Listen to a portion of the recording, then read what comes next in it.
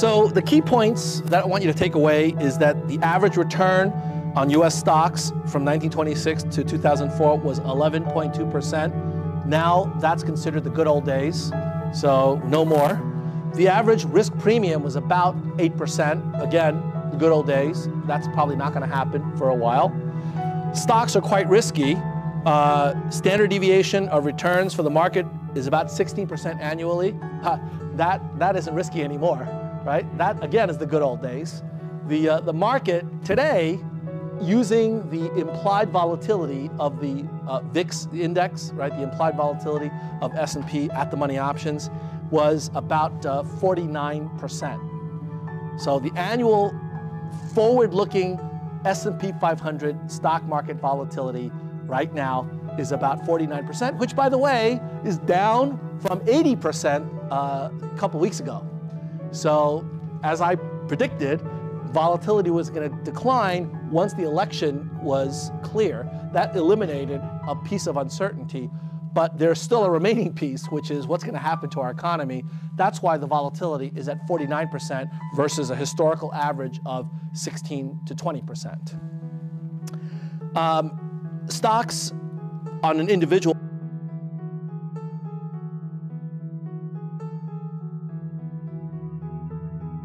basis are clearly much more risky than as a group. So you're absolutely right, Ramy, that when you put it into a portfolio, you reduce the risk. So the S&P 500 is a lot less risky than Motorola. Also, stocks tend to move together over time. Over time, from one day to the next, there's very little relationship. But on a given day, stocks tend to move together in groups. General Motors seemingly to be correlated with the S&P as well as other stocks. And obviously, market volatility changes over time, and financial ratios that can be used to create these different kinds of bins for sorting stocks and constructing these anomalies, they actually do seem to have some kind of predictive value.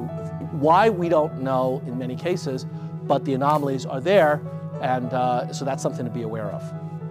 Okay. Other questions?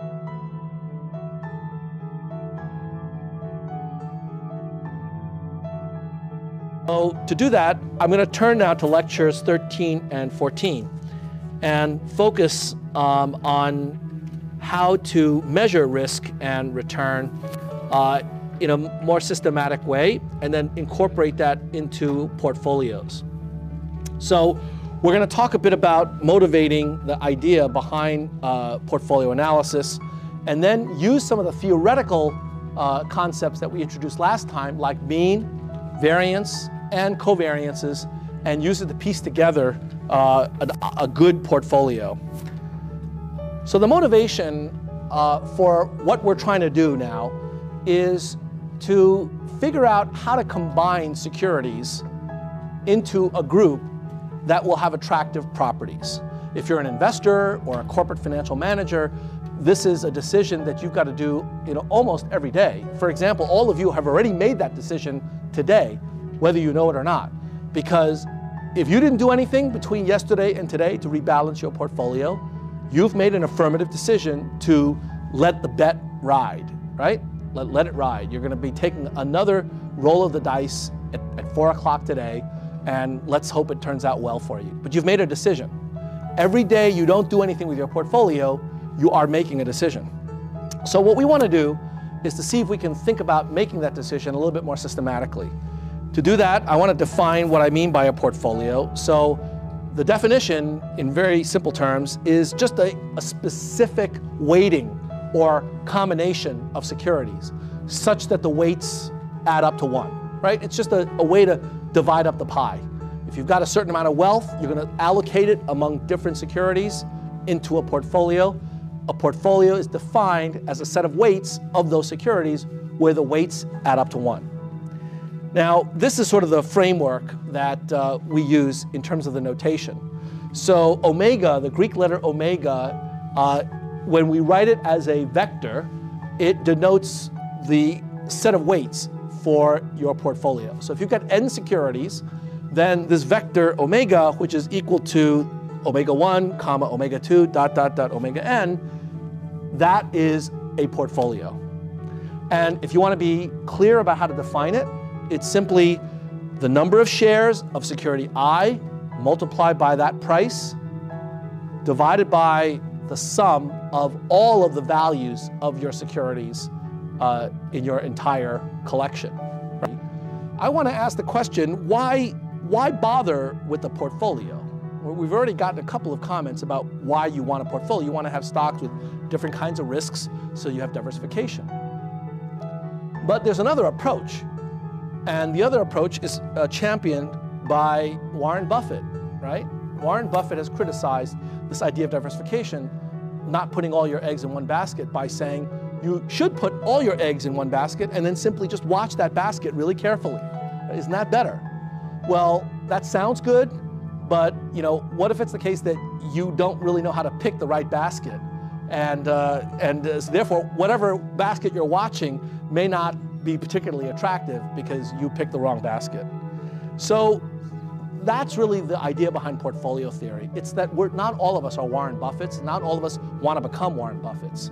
We want to have a relatively systematic approach to making a good investment decision. We don't want to try to beat the market. We want to figure out whether we can come up with a responsible and attractive way of investing that has some kind of economic logic to it. So the point is that we don't know which stock is best. And so we don't want to pick just one stock like Motorola, because there are periods where Motorola looks fantastic and periods where Motorola looks horrible. So we want to be able to pick a portfolio that's got good characteristics. So diversification is one way to do that. It's to basically spread your risk across a number of securities. And portfolios can do that, but at the same time, they can also create focused bets. So it's not just the case that you have to buy every possible stock there is out there in order to diversify. For example, you may have information or you may have conviction that information technology is going to do really well over the next couple of years because somebody's got to figure out how to process all of these bad loans and problem banks, and IT is going to ultimately be the solution. Well, if that's the case, you can make a bet on IT without having to make a bet on any one firm or one stock. The way you do that is to form a portfolio of stocks that are all in the IT sector, and so you get diversification, but at the same time, you're able to make a bet in an area where you think you have particular expertise, okay? And finally, portfolios can customize and manage your own personal risk-reward trade-offs. So for some of you, you want a lot of risk, you want it concentrated in a small number of industries, and you want to do it with relatively small price stocks. You can do that. Somebody else might have a very different set of preferences. Portfolios allow you to tailor the risk-reward trade-offs to your particular preferences. Okay, so now we have a motivation for portfolios. Then the next question is, that sounds great. Now tell me, how do I construct one of these good portfolios? And in order to answer that question, I've got to tell you what good means, or you've got to tell me what good means. So typically, what we say about a good portfolio is it's a portfolio that has high mean and low risk, right? That's what good means. There are two characteristics that we tend to focus on for purely statistical reasons. It's because those are easy to compute, and they are the first two statistics that one would look at when you're looking at an investment, the mean and the standard deviation. So you might think that naturally it would make sense to pick a portfolio that's got high mean and low standard deviation, okay? That's an assumption. In other words, we're assuming that we're going to measure risk by standard deviation, and we're assuming that we're measuring return by the actual expected rate of return. For certain investors, those are not appropriate. For example, there are some investors that have that are really keen on socially aware investing. So they don't want to invest in companies that pollute the environment. They don't want to invest in companies that engage in non-union workers, or they don't want to invest in companies that happen to be exploiting labor in unregulated markets.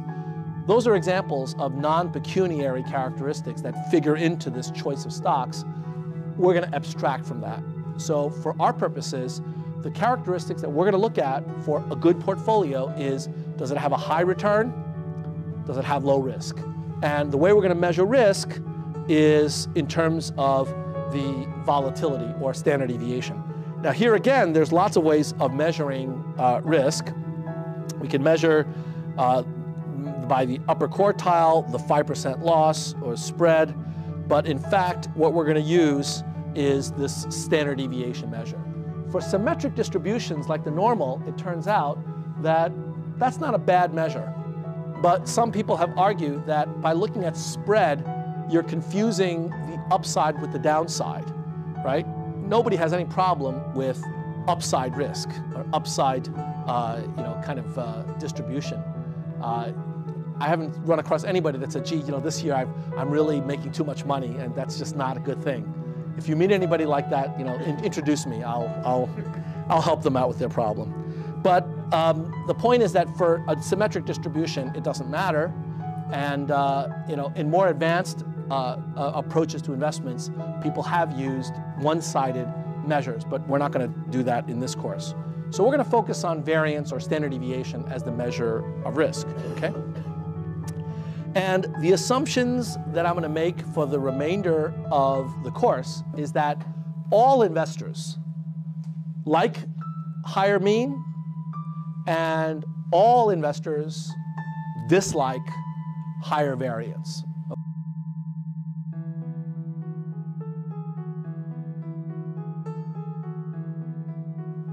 Now, question, yeah. Right. Exactly, that's right. So I was waiting for somebody to say that. Warren Buffett would say that's the stupidest thing you ever heard, because all you're doing is plotting history on this chart. And this tells you nothing about what might happen over the next 12, 24 months. It could be that, healthcare is going to just become a real problem. Pharmaceutical companies are going to get battered because of the Democratic administration that's going to force them to reduce the prices. And so over the next 6 to 12 months, the only thing that people will be able to do is to, go to their neighborhood McDonald's and just enjoy a nice hamburger and, complain about what's been going on with the pharmaceutical industry. In that case, McDonald's is a great bet and Merck is a terrible investment. We're going to abstract from all of that. We are not in the business of forecasting stock returns. Why? Because I just showed you in the previous set of slides that it's hard to forecast. In fact, you told me that in an efficient market, it's actually hard to tell what's going to happen with these stocks. And if you could tell, then people are going to start using that information, and then the information's worthless because it'll have already been taken into account. So you see, this is a very important philosophical difference between Warren Buffett and academics.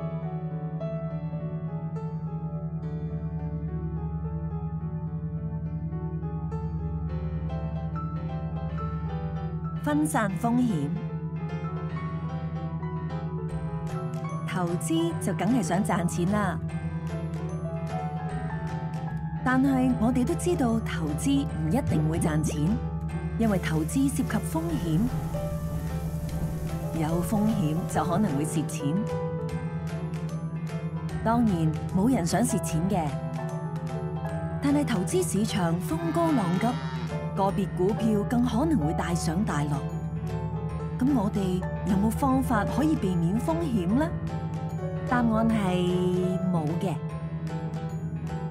風險雖然唔可以避免，但係可以透過適當嘅策略盡量減低，減少重大虧損嘅機會，即係投資上嘅風險管理。最簡單有效嘅方法就係分散投資，分散風險。基本原則道理好簡單，就係唔好將所有雞蛋放喺同一個籃裏面。如果你將所有雞蛋放喺一個籃，萬一呢個籃跌咗，全部雞蛋都會碎晒。如果你將資金全部投資喺一間公司，如果公司表現好，你可能會賺錢。但係如果公司執笠，你嘅投資就可能會全部蝕晒。道理雖然簡單，但係唔代表你分散投資喺2間或者3間公司就 OK 噶啦。用股票做例子啦，如果你只係由買1隻地產股，改為增至買2隻或3隻地產股，分散效果未必理想。我哋可以考慮分散投資喺一啲相關程度較低嘅行業，例如分散投資喺地產股同埋科技股。當息口上升，地產股可能因為加息而下跌，但係科技股就可能唔係好受影響，咁樣就可以達到一定程度嘅分散風險效果啦。不過效果仍然唔夠理想喎。咁點先可以有效咁分散風險呢？可以將資金分散投資喺唔同類別嘅資產，例如股票、債券、定期存款、外幣、房地產、黃金等。由於唔同類別資產嘅相關程度低，即係唔同資產類別面對同一樣嘅風險因素，可能會有唔同嘅反應。例如美國加息對股票市場可能有負面影響，但係對美元就有支持作用。如果你嘅投資組合包含唔同類別資產嘅話，良好表現嘅投資就可以抵消其他投資嘅損失，達到更佳嘅分散風險效果啦。另外，如果喺投資組合裏面再加入唔同國家、唔同市場嘅資產，分散效果就會更加理想。如果資金唔多，應該點樣分散投資呢？資金唔多都可以分散投資嘅，例如可以考慮投資喺持有一籃子股票嘅交易所買賣基金，又或者投資喺持有股票、債券及貨幣工具嘅混合型資產基金。你亦可以根據自己嘅投資目標、投資期同埋風險承受能力，適當咁分配資產，建立自己嘅投資組合，分散風險。最後，大家要留意，分散投資可以幫你分散公司、行業甚至資產類別層面嘅風險，但係無法分散一啲關乎整個市場嘅風險因素，即係所謂嘅系統性風險，例如2008年嘅金融海嘯。世界上冇投資係完全冇風險嘅。喺作出任何投資之前，你應該評估自己嘅風險承受能力，同埋充分了解可能會出現嘅下跌風險，尤其要小心考慮涉及高風險嘅投資。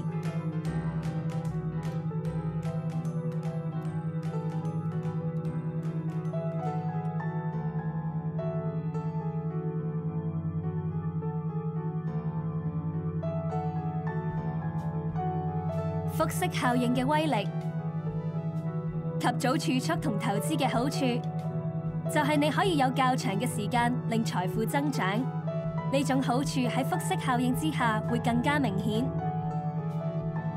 乜嘢係複息效應呢？單息同複息嘅比較，單息同複息都係計算利息嘅方法。利息以單息計算，簡單嚟講，即係本金乘以利率，只有本金部分會產生利息。例如，本金100蚊，利率5%，咁每年你就會收到5蚊利息。利息以複息計算會比較複雜，除咗本金部分會產生利息之外，之前所積累嘅利息亦都會產生利息。俗語利搭利就係咁嘅意思啦。例如，本金100蚊，利率5%，頭1年你會收到5蚊利息，第2年計入本金同埋你上年收到嘅利息，你會收到5個2毫半利息，第3年計入本金同埋你頭2年收到嘅利息，你就會收到5個半利息，如此類推，你收到嘅利息會每年增加。現實生活中有唔少以單息同複息計算例子，例如定息債券每次派發相同嘅利息，可以視為單息計算嘅利息。至於銀行存款嘅利息以複息計算，會計入你嘅存款金額同一路累積嘅利息。當你收到儲蓄或者投資嘅利息嘅時候，只要你將利息繼續滾存投資，就可以加大投資本金，做到複息嘅效果。財富增長步伐。利息計算嘅方法唔同，會影響財富增長嘅步伐。以單息計算利息，你每次收到嘅利息都一樣，財富就會以相同嘅步伐上升；而以複息計算利息，你每次所收到嘅利息都會比上一次多，財富就會以遞增嘅步伐上升啦。所以時間越長，你所滾存嘅利息就會越多，所產生嘅新利息亦都會越多，令你嘅財富增長速度加快，發揮到複息效應嘅長遠威力。複息效應對財富增長有重要嘅意義，不過喺短時間內唔可以令你嘅財富大幅增加，而係需要較長嘅時間先可以充分咁發揮到效果。所謂財不入急門，你需要時間等複息效應發揮作用。如果太遲開始或者半途而廢，都會令利息冇足夠嘅時間滾存，削弱複息效應嘅威力㗎。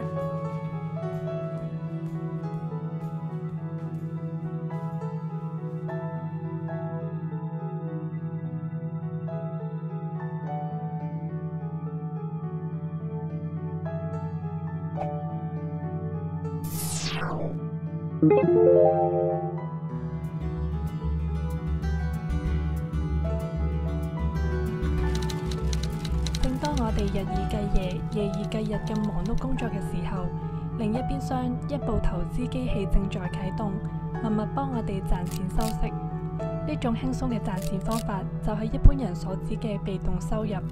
投資高息股就係賺取被動收入嘅一個熱門方法。試想一下，如果我哋已經儲到20萬，仲將呢筆錢投資喺一啲派息5厘嘅高息股身上，1年之後收到嘅股息已經有1萬蚊。如果再將呢啲股息用嚟增持股票，咁樣資金就會越滾越大。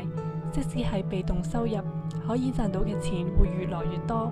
同時，一家優質穩健嘅公司會年年賺錢，而股價亦自然不斷咁升值，股東可以財息兼收。高息股唔一定只係適合保守嘅投資者，對一啲比較進取嘅人，呢類股票可以扮演定海神針嘅作用，即係有平衡風險嘅功能，減低整體股票組合嘅波動性。所以懂得運用嘅話，高息股係投資嘅好幫手。點樣利用收息股幫你賺錢？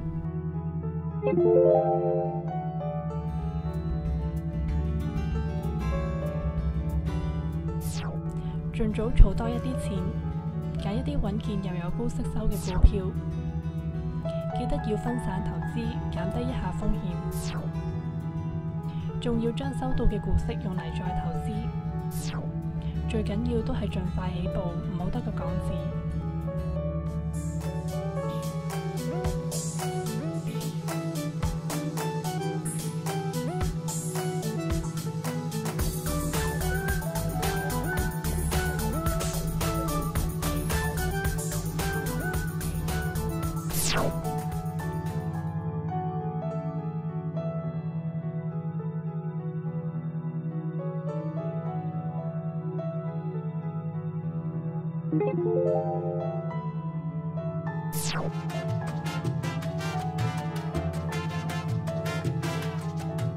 唔少人呢都中意買樓收租，因為投資可以有穩定嘅收入。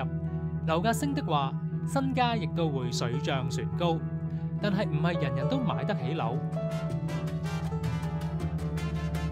喺股票市場裏邊就有一啲類似嘅收租股啦，佢亦都係食色一族中意嘅股份，就係房地產信託基金啦。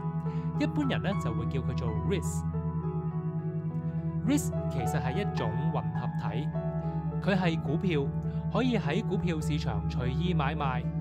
佢係收租股，按規定佢嘅投資主要係收租嘅地產項目。佢係高息股，因為佢至少要將90%賺到嘅錢用嚟派息。總括嚟講， REITs 係以收租為主嘅基金，佢嘅收入大部分都係用嚟派息，屬於收入較為穩定、派息比較高嘅股票。不過派幾多息，亦都要視乎公司賺幾多錢嘅。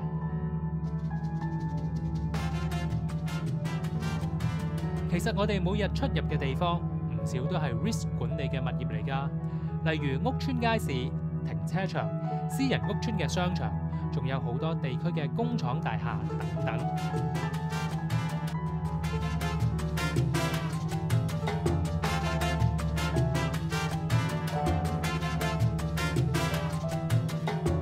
想知道點樣揀 risk 嚟投資最好，就請你留意我哋嚟緊嘅介紹啦。大家咧亦都可以去到我哋嘅網站，揾到大量嘅相關內容。